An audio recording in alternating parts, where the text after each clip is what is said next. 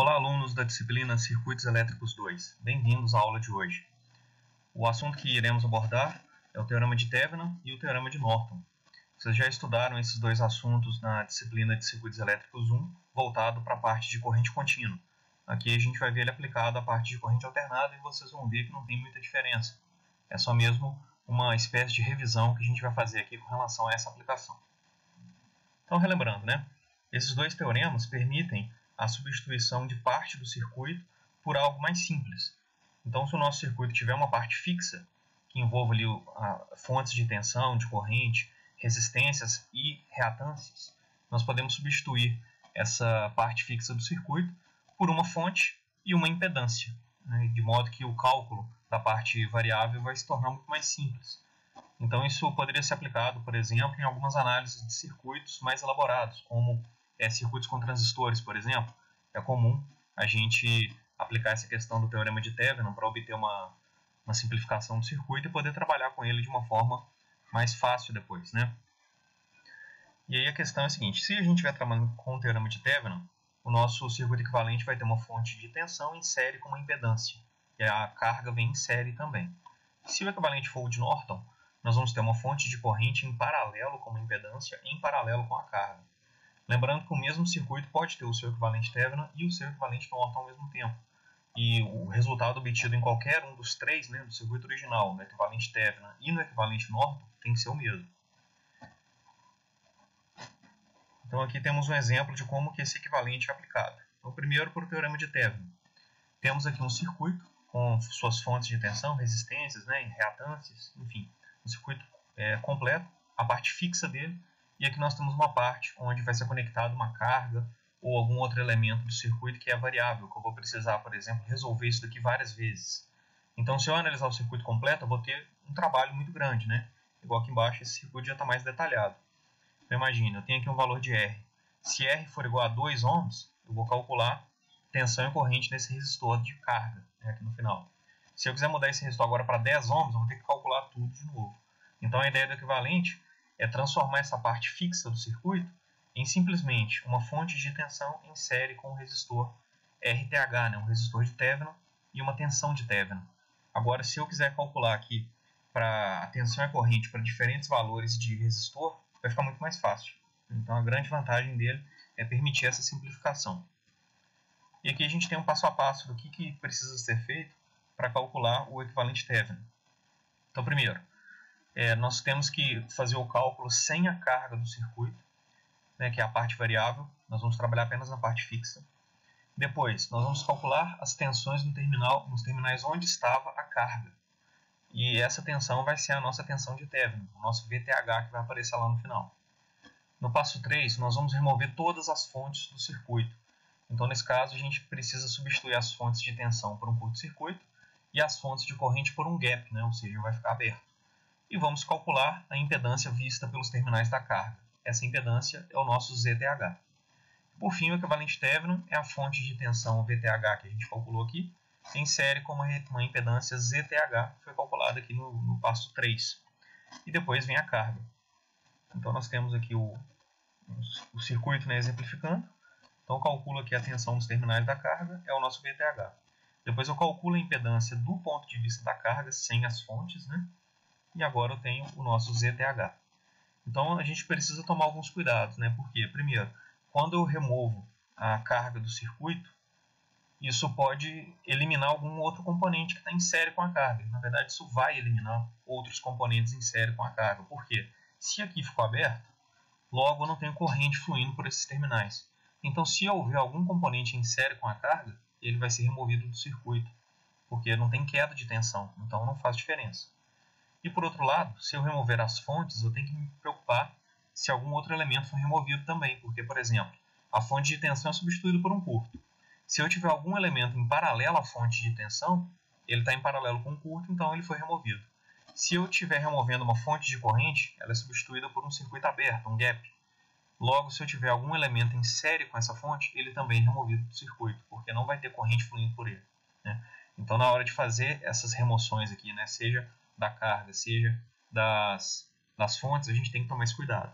E percebam que, se a gente tirar um elemento que estava em série com a carga, né, para calcular a tensão, na hora de calcular a impedância ele é importante. Por quê? Ele vai ficar em série com o restante do circuito. Ele não gera queda de tensão nesse caso de cálculo da fonte, da tensão, né? Mas ele gera resistência ou impedância no caso da impedância equivalente. Então a gente tem que ficar de olho nisso. Tá? No exemplo aqui, a gente tem algo nessa linha. Então foi pedido aqui o seguinte: obtenha o equivalente término do ponto de vista dos terminais A e B do circuito a seguir. Então aqui estão os terminais, temos uma fonte e os elementos aqui no circuito.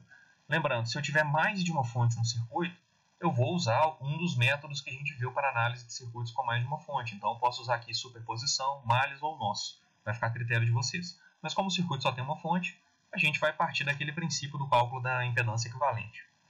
Então observem que é o seguinte: quando a gente for calcular a impedância do circuito, essa fonte de tensão se transforma em um curto.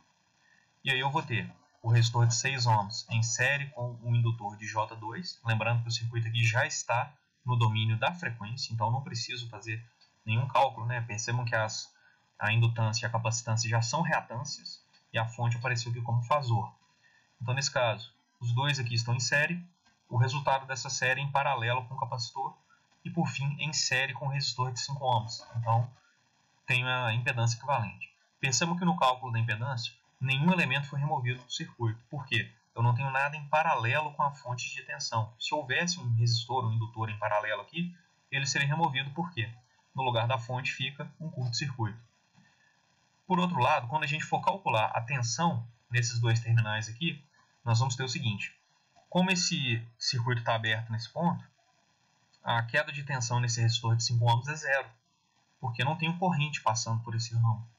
Então, no momento de calcular a tensão nesses dois terminais, eu vou ter simplesmente a tensão do capacitor.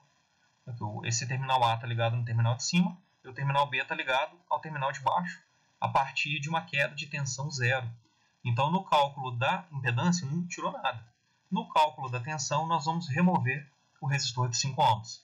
Então, é importante lembrar desse detalhe, né, do que sai, do que fica na hora de fazer o cálculo aí do equivalente término. Então, vamos ao exemplo. Para obter o equivalente término do circuito do exemplo, nós vamos começar pelo cálculo da impedância equivalente. Então, a ideia é retirar essa fonte de corrente, né, no lugar dela vai ficar um curto-circuito, e nós vamos verificar qual é a impedância equivalente a partir dos terminais da carga. Então, observando aqui, como eu falei com vocês, né, nós temos aqui uma série. Essa série está em paralelo com o capacitor. E, por fim, esse resultado aqui vai ficar em série com esse resistor de 5 ohms. Então, podemos escrever que a nossa impedância equivalente é igual a 6 mais J2 em paralelo com menos J4. Então, vou fazer o produto dos dois dividido pela soma dos dois.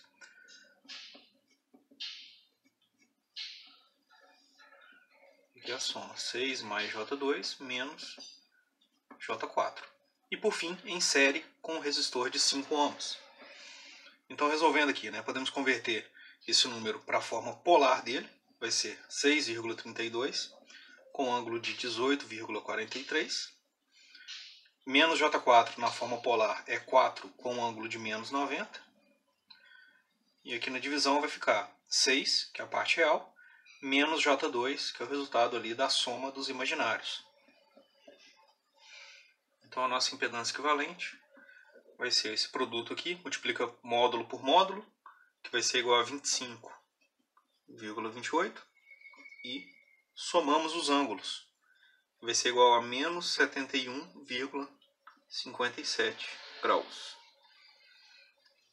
E no denominador podemos transformar esse número para a forma polar dele, que vai ser 6,32, com ângulo de menos 18,43. Esse resultado todo mais 5. Fazendo a divisão do módulo pelo módulo, vamos encontrar 4. E subtraindo os ângulos, então vai ser menos 71,57 mais 18,43, porque ele é negativo. O resultado é 53,14 graus. E aqui ainda somamos 5. Então nossa impedância equivalente vai ser igual. Esse número aqui na forma retangular vai ser 2,40 menos J 3,20. E vamos somar isso com 5. Então, no final das contas, a impedância que a gente está procurando é 7,40 menos J 3,20. Ou, na forma polar, que é mais adequado para escrever, vamos ter 8,06 com ângulo de menos 23,38 graus ohms. Então tá aí nossa impedância equivalente. Agora a gente precisa calcular a tensão de Thevenin, né? Lembrando que isso aqui, essa impedância equivalente, já é o ZTH que a gente está procurando. Então o nosso circuito equivalente Thevenin, no final das contas, vai ser uma fonte de tensão com uma impedância que nós ainda não conhecemos, né? Na verdade, com a impedância que a gente já conhece. É a tensão que a gente não conhece ainda. O VTH, que o ZTH já é esse valor, né? 8,06 com ângulo de menos 23,38 graus. Agora precisamos calcular o VTH. Para calcular o VTH, a gente volta com a fonte e agora a gente mantém esses pontos aqui em aberto. Então lembrando, né? Pelo resistor de 5 ohms não vai passar corrente, né? Se aqui está aberto. Então ele não participa do cálculo da tensão VTH que a gente está procurando. No final das contas, essa tensão vai ser basicamente a tensão no capacitor. Então entre esses terminais aqui eu tenho o VTH. E o circuito ficou bem simples, né? Tirando esse resistor aqui, virou um circuito de série.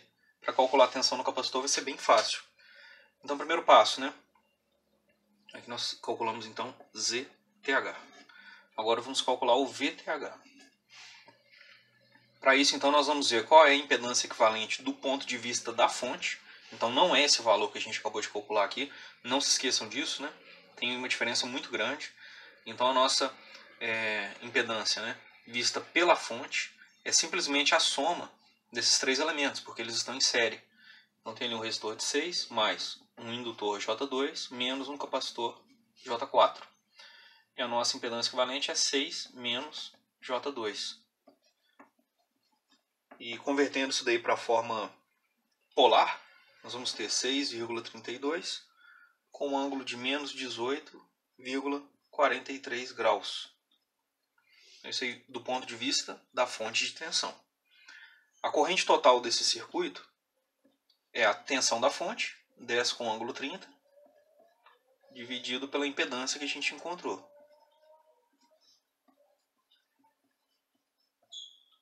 Então, fazendo a divisão aqui, módulo dividido pelo módulo vai dar 1,58.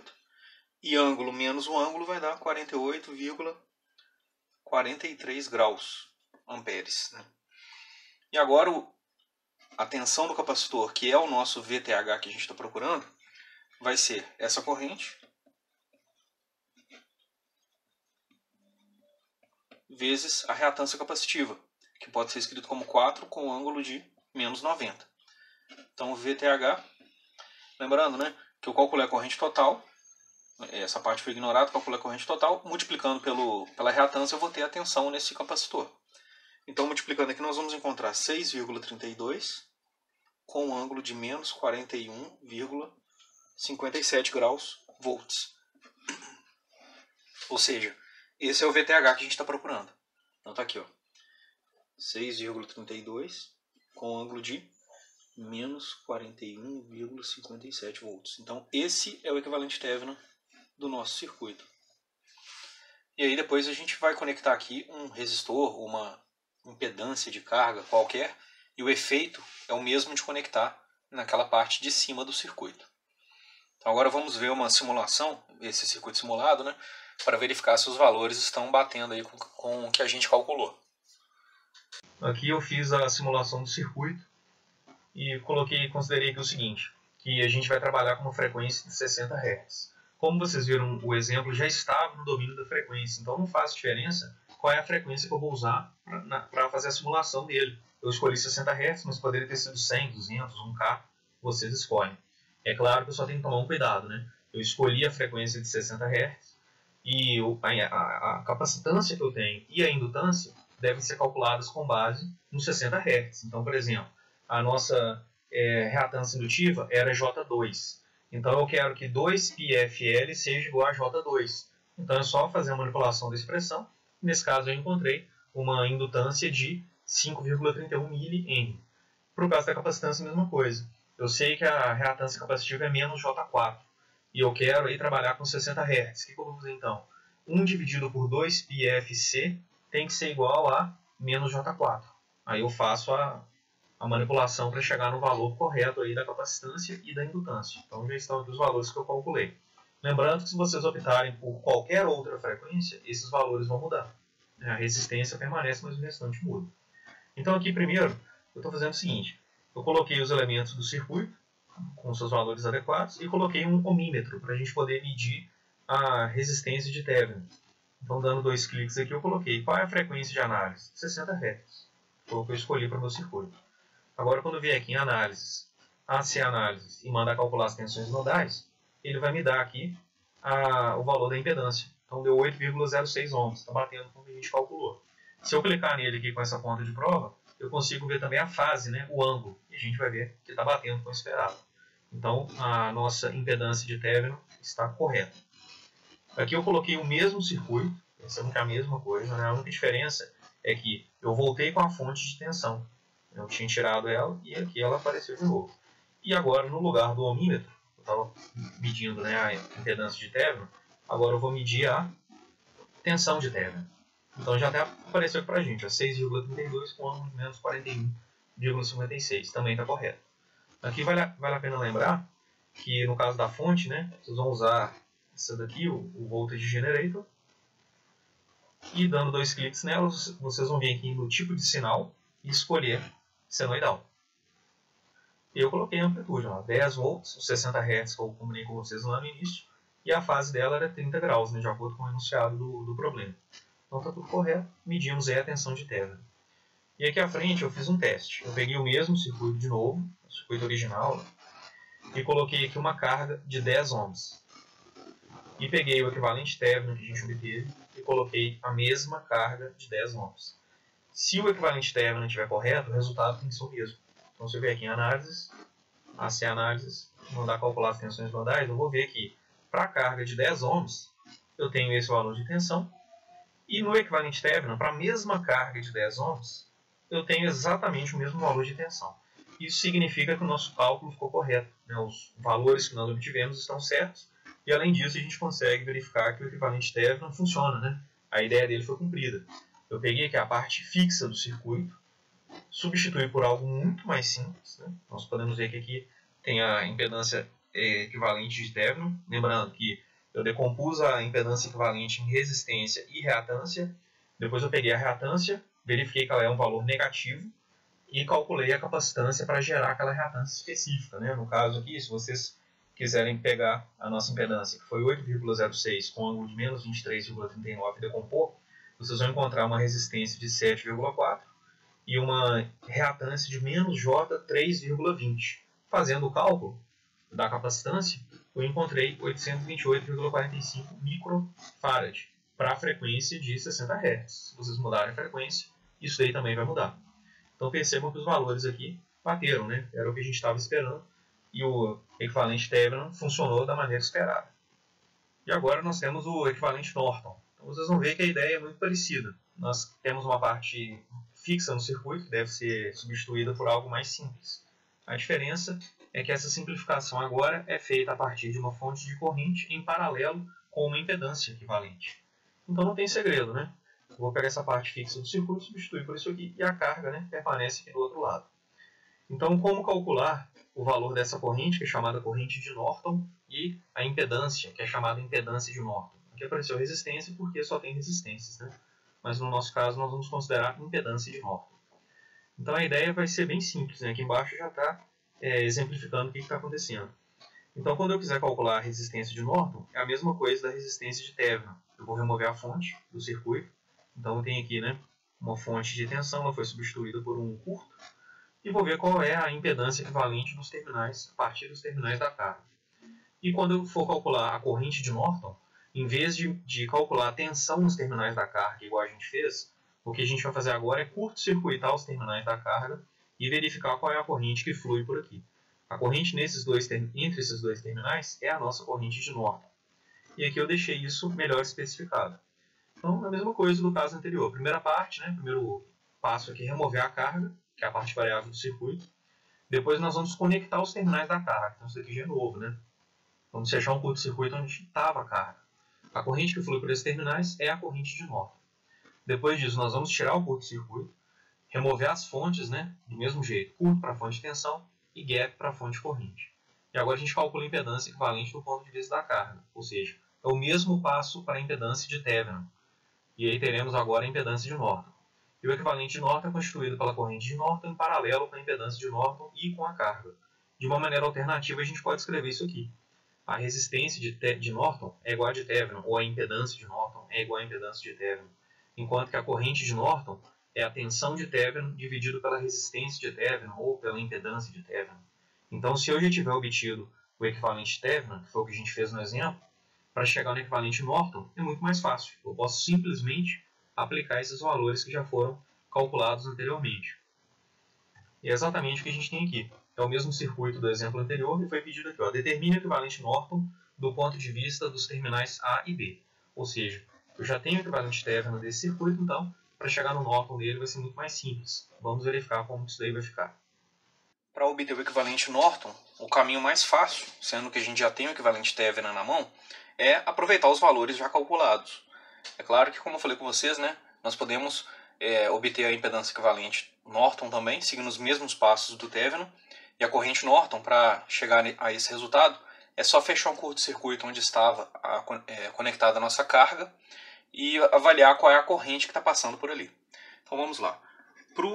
Para a impedância de Norton, nós vamos simplesmente usar a impedância de Thevenin, que já está aqui. Né? Então, só transcrever aqui.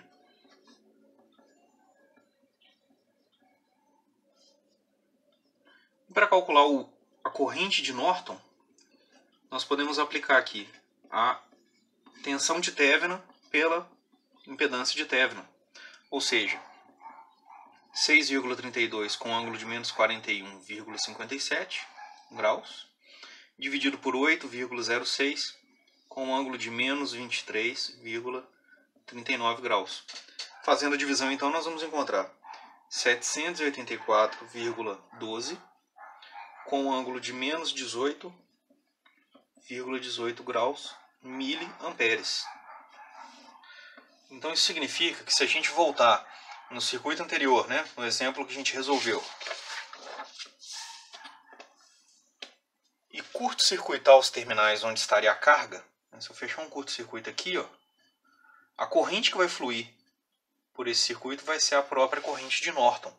Então percebam que, para esse cálculo, o resistor de 5 que nós removemos no caso anterior deveria ser usado, né? Porque agora eu tenho corrente fluindo por ele. Então é interessante perceber o que muda quando a gente faz essas alterações no circuito, né? Quais elementos deixam de ser relevantes ou quais continuam a ser. E esse é um cuidado que a gente tem que ter no momento de calcular os nossos equivalentes de Thevenin e de Norton. Então fiquem atentos a isso daí.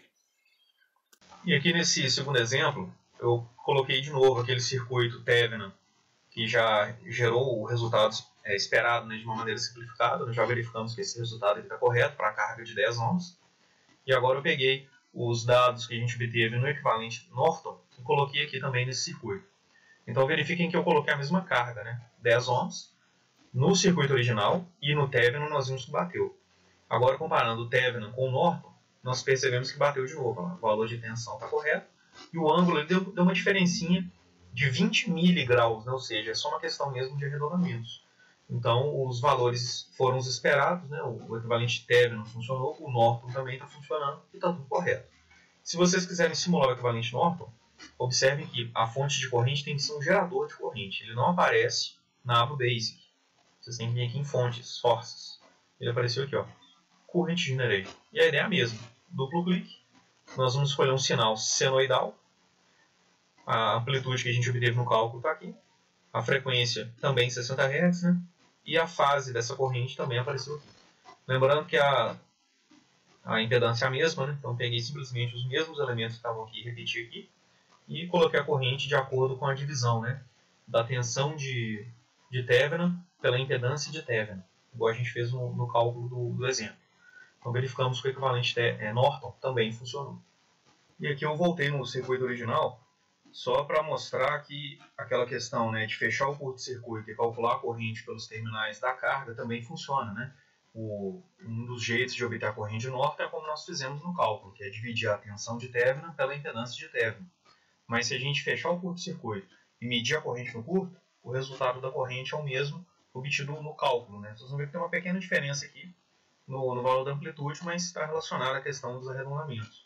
Então, só mesmo para mostrar que desse modo aí vocês podem obter o mesmo valor. E por fim, eu vou deixar aqui um exercício para vocês resolverem para a próxima semana. Eu peço aqui o seguinte: obtenha o equivalente Thevenin e o equivalente Norton entre os pontos A e B do circuito a seguir. Então nós temos um circuitinho simples aqui e vocês precisam obter os dois equivalentes dele. Então está bem tranquilo, ele é mais fácil inclusive do que o circuito que eu fiz de exemplo para vocês. E aí lembrando, né, se vocês tiverem alguma dúvida é só entrar em contato, eu respondo o mais breve possível, mas eu acredito que vocês não vão ter dificuldade. Aí vocês podem entrar em contato, né, pelo AVA, eu vou disponibilizar o fórum de novo, se alguém estiver tendo dificuldade em usar, verifique se vocês fizeram a inscrição na disciplina. E vocês podem também entrar em contato dos três modos, né? O AVA, pelo chat, pelo fórum e o e-mail. Vocês podem me mandar também que eu respondo o mais breve possível. E vocês devem ter visto aí também, né? A data de entrega da lista 2 é hoje, então não deixem de postar ela aí. Na próxima semana eu já devo apresentar a próxima e última lista de exercícios. E verifiquem também no AVA que eu já disponibilizei o novo cronograma, né, com base nas aulas EAD, no caso remotas, né, que é o termo mais adequado, e postei também a nova distribuição de pontos. Vocês vão ver que o cronograma foi feito com base na possibilidade de não haver retorno da aula presencial até o final do semestre. Mas é claro que se esse retorno acontecer, o cronograma vai ser revisto. Então verifiquem lá, por favor, avisem os colegas e bons estudos para vocês e nos vemos em breve.